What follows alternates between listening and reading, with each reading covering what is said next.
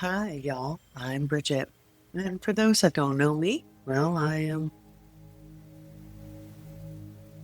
a tea drinker, a leaf lover, a devoted gardener, mother, and a very proud owner of a miniature golden doodle. If you are new here, well, welcome in. Find something to drink. I generally steep all of these teas and then I turn them into some kind of summery drink. Those that are on the northern hemisphere, we are in summer. So get yourself something to drink, find something comfortable to sit in or lie down. If you're wanting to listen while you're going to sleep, that's always great. It's a beautiful Friday evening. And of course, there is no rushing in this room.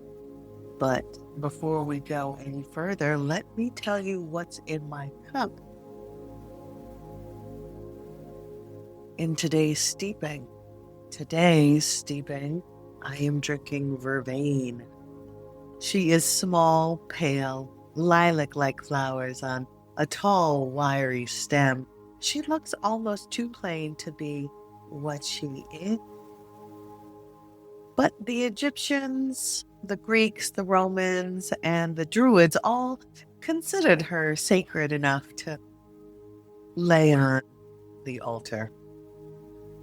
Her common name, verbena, is thought to come from the Latin for, quote, altar plant. Roman priests wore crowns of her when they declared matters of war and peace. Their envoys, men whose entire job was to carry the truth between warring parties, were called the verbinaries, and they carried sprigs of her as a kind of diplomatic passport, a plant trusted to guarantee that what was said would be true. That felt like the only possible herb for today. If you can find her, most well-stocked apothecaries carry dried vervain, or you can grow her easily from seed. Brew a light infusion. She tastes kind of bitter, so don't oversteep. Vervain does not forgive impatience the way that chamomile will let almost anything slide. If not, brew whatever you love most. What matters is that you have something warm in your hands, because today's teaching asks something real of you, and it helps to be held while you do it. Hence, my favorite saying is tea is a hug in the mug. All right, so let me tell you exactly where we've been with a short recap. We started at the ground, which was Malkuth, and Malkuth represented the kingdom, the body, the earth beneath the feet, like herbs like dandelion or burdock, those roots that make your ground feel solid. And then we rose up the tree of life to Yesod, the foundation, the dream space, the lunar territory just beneath ordinary life. We talked about mugwort, and we stepped sideways into Had, which we talked about the mind's quiet architecture. And we talked about the herbs rosemary and tulsi, peppermint and root straw, all of those that quiet the mind and nourish the soul. Then across the tree, we went to Netzach, which is all about desire and instinct, the heart's stubborn endurance. We talked about hibiscus for that. Then last week, we rose to the center of Tiferet, the heart that holds the whole tree together. It's the crossing point. And we talked about borage and the particular kind of courage that means heart on purpose or at the moment that calls for it. 5 stops, 5 ways of learning to stand and feel and think and want and open. Today, we cross a threshold that is different from everyone before it. Today, we arrive at Dact. And I need to tell you honestly, this one is strange, even by a tree standard. So bear with me. We're going to go through it together. This was a difficult podcast to write, but let's start with the strangest itself. But before we go any further, an honest note on this map. If you go looking for the Kabbalistic Tree of Life right now, in a book, in an image search, anywhere, you will find disagreement before you find anything else. So let's note that. Most diagrams show 10 sephirots.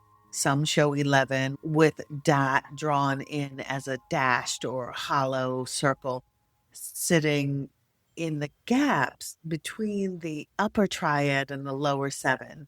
And if you keep digging, you'll eventually run into smaller, newer strands of teaching, most from 20th and 21st century esoteric and New Age sources. That claims the tree originally had 12 spheres, and that was later reduced to 10. So that's kind of the housekeeping and the backstory of the Tree of Life. I want to be straight with you about what's actually rooted in the historical tradition and what isn't, because that is a sephirah about the difference between real knowledge and speculation, and it would be strange to fudge that in an episode about her. The 10 sephiric structure is the one that appears across the historical Kabbalistic textual tradition, the Zohar, the Sefer Yetzirah, and the Luranic commentaries that follow. Whew, please be gentle with me. Dot's structure as an 11th point is a genuine, long-standing question inside the same tradition, not an outside addition, but even there, she is constantly described as something other than a true independent sephirah. Are you following me? She's the place where Chokmah and Binah meet, the wisdom and understanding, the father and the mother of the tree, joining together. Not so much as felt, but applied result of the other two.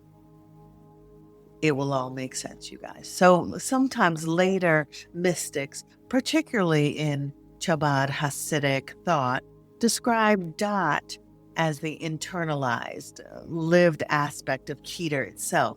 Keter being the hidden root of will. Dot being the same root once it had become something you could actually use. Following me? The 12th sphere model is a different animal. It doesn't appear in the historical Jew sources at all. From what I found, it's a modern representation, often tied to astrology or newer spiritual movements. And while I don't think there's anything wrong with people building new frameworks from old symbols, that's a very old human practice. I'm not going to present it to you as if it's the same lineage as the Zohar. It isn't. I'd rather tell you clearly which ground I'm standing on than let the tree look sturdier or older than it actually is in any one spot. Just to recap, so 10 sephirot with Dot as the real textual grounded, but structurally unusual 11, not a sphere so much as a threshold or a doorway. That's the tree that we're climbing. If you came here for a relaxing cup of tea and got a footnote war between competing esoteric traditions instead, well, welcome to Dot. She does this to everyone. Let me take a sip of tea. Okay, let's get into the teaching. Dot in Hebrew means knowledge, but the specific word matters more than the English translation lets on. Dot comes from the same root as yada, the Hebrew verb to know. That shows up in one of the oldest and most quietly startling sentences in the Torah. Quote, and Adam knew Eve, his wife, unquote. Not knew about, but knew. The verb used for the most intimate, embodied, unrepeatable kind of contact a person can have with another person, knew. That is the register dot lives in. Not information, not data. The kind of knowing changes you because you were actually inside the experience when it happened. Now, do you see that this is blooming? It is the same root behind the name of the tree at the center of the garden in Eden. It's a tavara, the tree of the knowledge of good and evil, not the tree of information about good and evil. The tree that, once eaten from, made you a different kind of creature than you were the moment before. Knowledge in this tradition was never neutral. It was never something you could hold at arm's length. The minute you actually know a thing, really know it, in the dot sense, you cannot go back to not knowing it. It becomes structural. It becomes you. On the tree, dot sits in the space between the upper triad, Keter, Chokmah, and Binah, the most hidden, most abstract lights, and the seven sephirots below, which govern everything closer to ordinary human experience. So kind of, if you go back to the chakra series, you have the first three. You then have the heart, which is the crossroads into the upper throat, third eye, and the ethereal crown. This is kind of the same explanation. Some traditions, however, describe this gap as an abyss, not because it's empty, but because it's the place where something as vast as pure wisdom and pure understanding has to narrow down, funnel, and become small enough to actually live in a human life. That narrowing is Dot's whole function. She's the translator between what is infinite and what is livable. In the body, she lives at the throat, and that is not incidental. The throat is the last narrow passage before something internal becomes external, before the knowing that lives in your chest and your gut becomes a sentence another person can hear. Dot is not the throat before it opens. She is the throat in the act of opening, the exact narrow moment where what you have actually lived finally becomes what you can actually say. Beautiful, eh? But here is the piece of the teaching I find most beautiful and the most useful. In Kabbalistic map, Chokmah is wisdom, the sudden flash, the spark, the insight that arrives all at once before you have any idea what to do with it. And Binah is understanding, the patient work of taking that flash and giving it shape, structure, a place to live. Chokmah is the lighting. Binah is the room built around it so it doesn't burn the house down. Are you following? Dot, in the teaching of Hasidic masters who built an entire school of thought around this triad, they called it Chabad, an acronym of Chokmah, Binah, and Dot.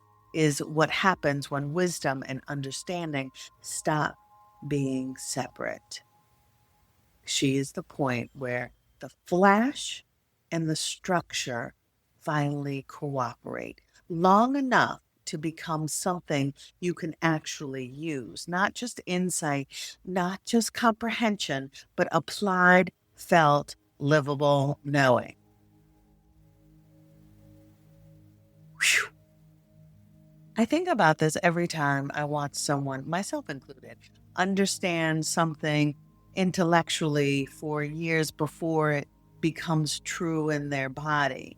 You can know in the Chokmah sense that you deserve rest long before you know it in the Dat sense, the sense that actually changes what you do on a Tuesday afternoon when you're tired and someone needs something from you. That is the gap between those two kinds of knowing. And she is also, when the conditions are finally right, the bridge across it.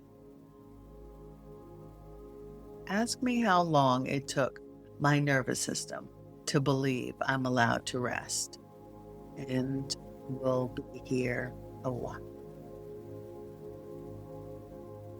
If you were with us in season 1, you'll already have met this territory from a different doorway, and I want to be careful here because I reference chakras all the time, but because I'm about to set two different traditions next to each other, and I don't want to flatten either one of them to make them match.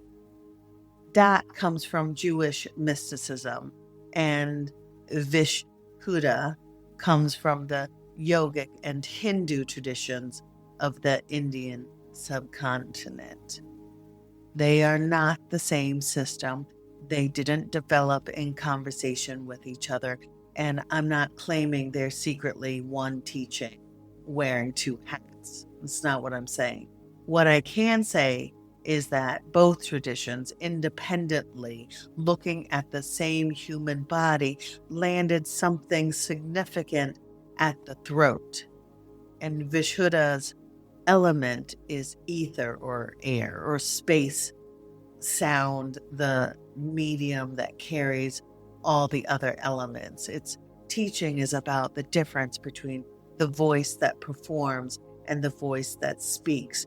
Both traditions understood from entirely separate roots that the throat is a threshold and that what waits there cannot be bypassed, only spoken. So I find that convergence worth noticing without needing to merge it. Two maps drawn by different hands in different centuries on different continents, arriving at the same place in the human body and calling it sacred for reasons that rhyme.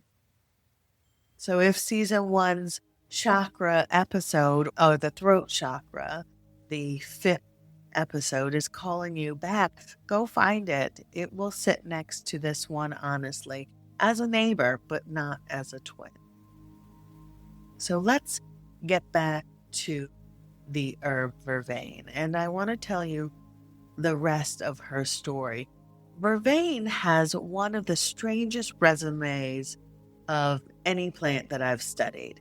She was sacred to the Egyptians, the Persians, the Greeks, the Romans, and the Druids, traditions that agreed on almost nothing else about the spiritual world, and all separately decided that this particular unassuming lilac flowered plant belonged on an altar. The Druids called her one of their most sacred herbs in Wales. In Wales, a real medieval lineage of herbal doctors prescribed her specifically for swollen glands and swollen throats. Hildegard von Bingen recommended her for the same territory centuries later. Hildegard, and then there's Rome. The priests of Jupiter, responsible for advising the Senate on matters of war and peace, wore crowns of vervain, and the envoys sent to negotiate peace, to carry true words between people who might otherwise kill each other, carried her as their credential. Not a sword, not a seal, a sprig of a small purple flower, understood to mean what this person says can be trusted. Love it. I like picturing them as extremely serious Roman men carrying a small purple flower the way someone else might carry a briefcase handcuffed to their wrist. In Western herbalism today, however, vervain is classified as a bitter nervine. We know that nervine works specifically on the nervous system, and her bitterness is part of the medicine, not incidental to it. Herbalists have long used her for tension that collects specifically in the jaw, the neck, and the shoulders, that exact geography of the body that has been holding words back. She is also historically used with real caution in pregnancy. If that applies to you, please check with a qualified herbalist before brewing her regularly. She is not a gentle, take any time plant. She is a precise one. And that precision is the whole teaching. Dot is not asking you to speak constantly or performatively or before you're ready. She is asking for one true thing, says once, said clearly. Vervain does not flood the system open. She works the specific muscles that have been clenched around a truth until the truth has somewhere to go.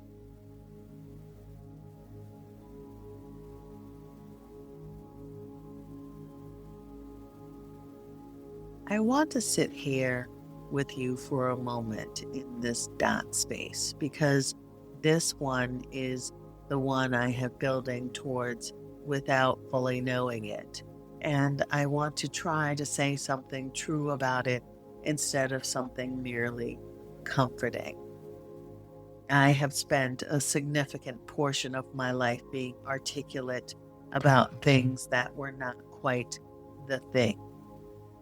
Here is what studying dot properly with the text, Chokmah, with Binah, and the strange gap between them has clarified for me. Knowing something intellectually was never the finish line. I could tell you in the Chokmah sense exactly what I needed to say to someone, exactly which sentence had been sitting unspoken in my chest for years. That kind of knowing is real, but it is not yet dot.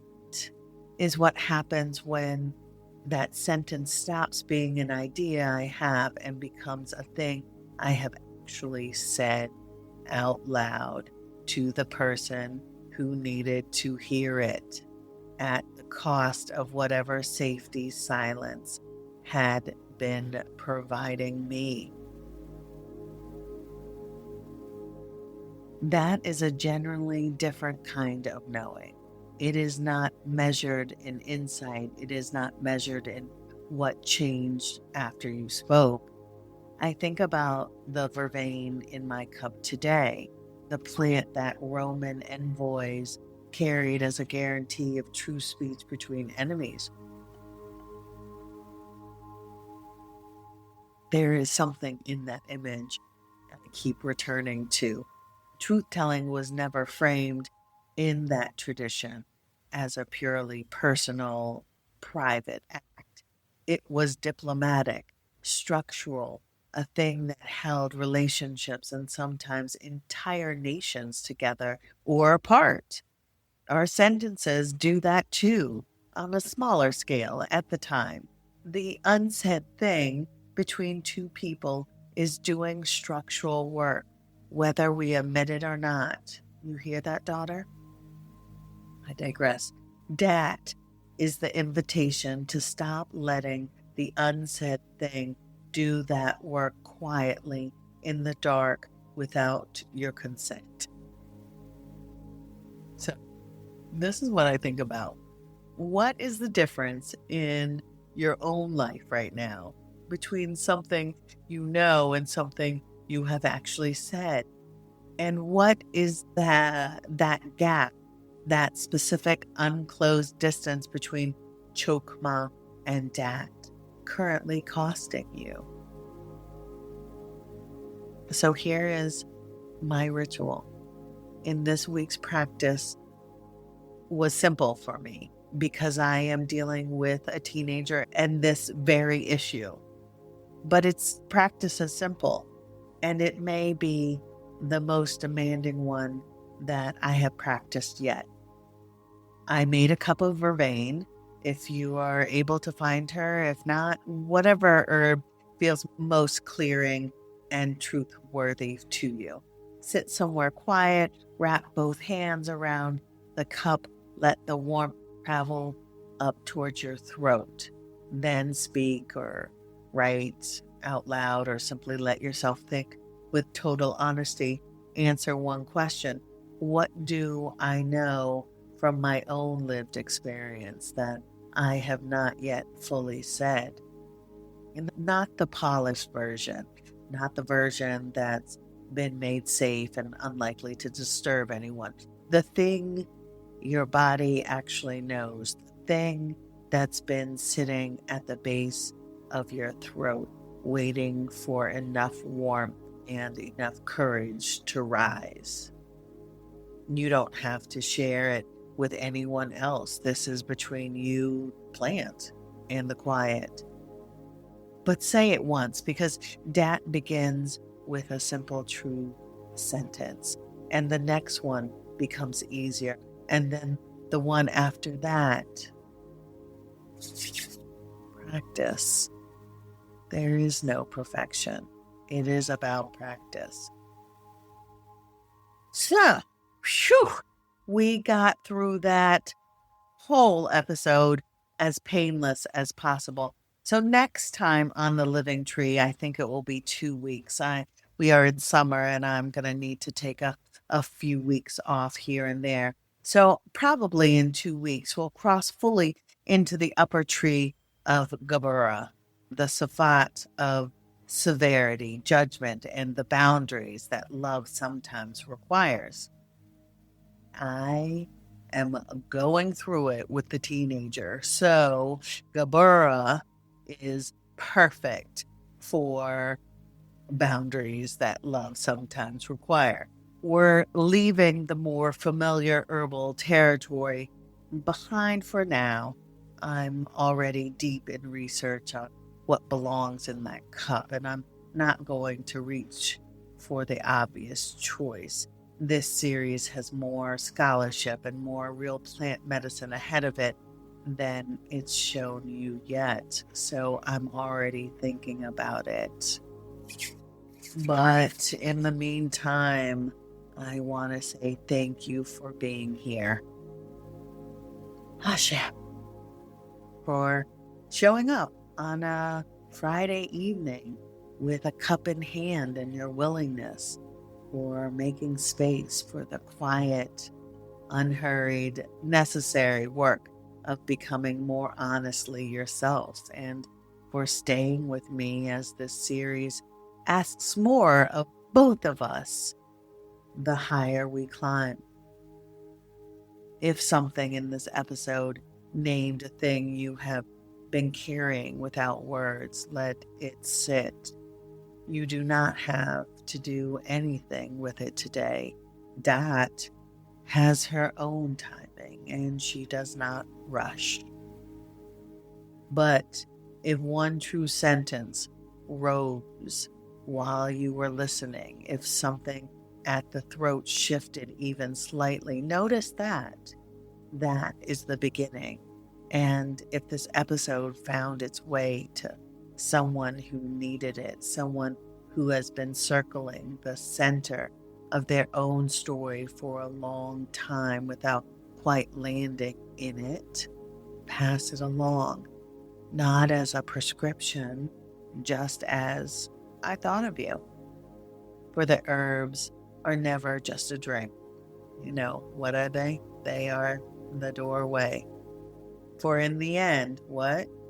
We are all just walking each other home. Come, take my hand. Let's walk through the woods together. I have a dog. Do you want to walk your dog with me? Because it's always steeped in intention and offered care.